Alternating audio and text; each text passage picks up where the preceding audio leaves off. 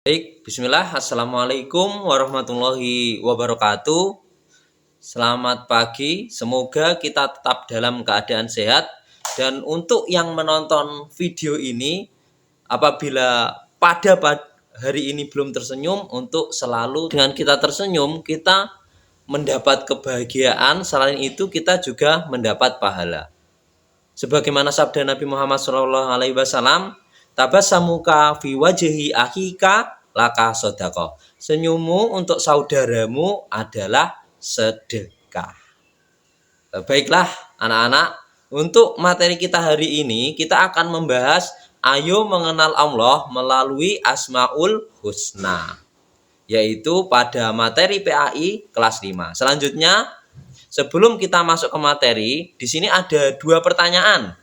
Yang pertama adalah, apa yang dimaksud dengan Asmaul Husna?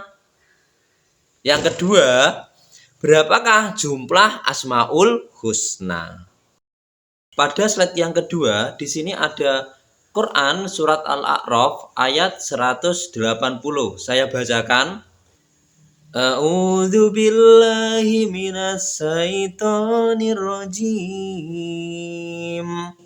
Walillahil asmaul husna fad'uuhu biha wadarul ladzina yulhiduna fi asma'i sayujzauna ma kanu ya'malun. Shadaqallahul adzim. Yang artinya, dan Allah memiliki Asmaul Husna, nama-nama yang terbaik. Maka bermohonlah kepadanya dengan menyebut Asmaul Husna itu. Dan tinggalkanlah orang-orang yang menyalahartikan nama-namanya. Mereka kelak akan mendapatkan balasan terhadap apa yang telah mereka kerjakan. Quran surat Al-A'raf ayat 180.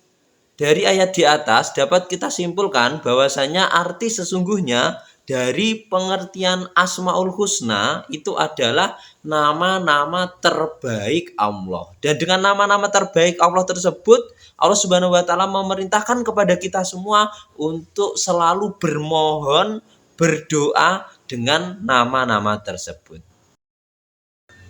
Pada materi kelas 5, kita akan membahas cukup 5 saja.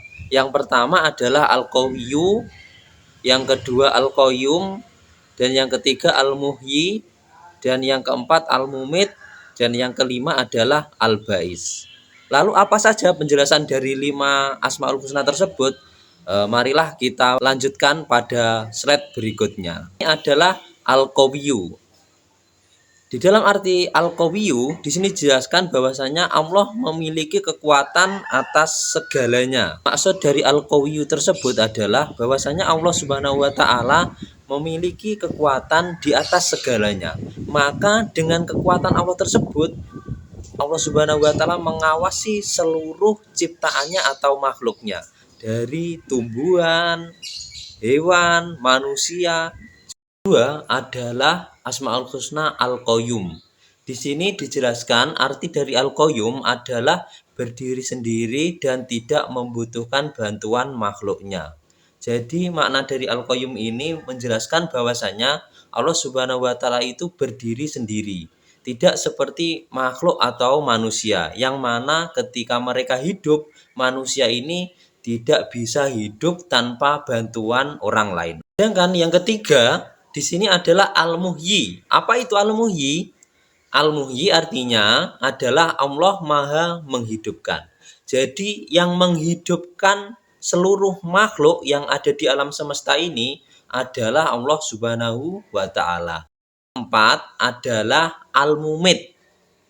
Jadi kalau tadi di nomor 3 ada Al-Muhyi yang Maha menghidupkan, sekarang di nomor 4 adalah Al-Mumit, yang artinya Allah Maha mematikan. Maha mematikan ini maksudnya bagaimana? Bahwasanya semua makhluk yang ada di alam semesta ini yang mematikan adalah Allah Subhanahu wa taala. Seandainya ada salah satu manusia yang mungkin dia mengatakan bisa lari kemanapun, maka dia tidak akan pernah bisa luput dari sifat Allah Subhanahu wa Ta'ala yang maha mematikan. Dan untuk yang terakhir adalah Al-Bais.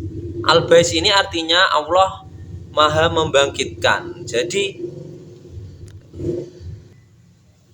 sedangkan yang kelima adalah Al-Bais. Al-Bais di sini artinya adalah Allah maha membangkitkan.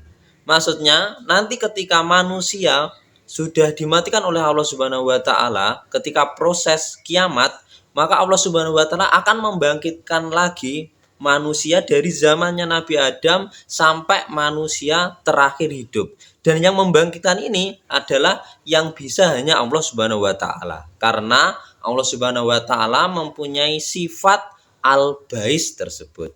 Baik anak-anak, karena materi sudah tersampaikan dengan baik, untuk terakhir yaitu penugasan, tugasnya adalah yang pertama, anak-anak membuat kelompok menjadi 5 kelompok. Selanjutnya, masing-masing kelompok membuat poster dari kertas karton terkait materi Asmaul Husna tadi.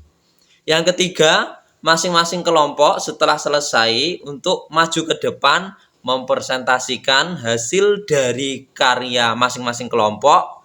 Dan yang terakhir, kelompok lain untuk mengomentari kelompok yang akan maju. Terima kasih. Sekian penjelasan pada hari ini. Terima kasih. Sampai jumpa dan tetap tersenyum apapun kondisi. Saya akhiri. Billahi taufiq wal hidayah. Wassalamualaikum warahmatullahi wabarakatuh.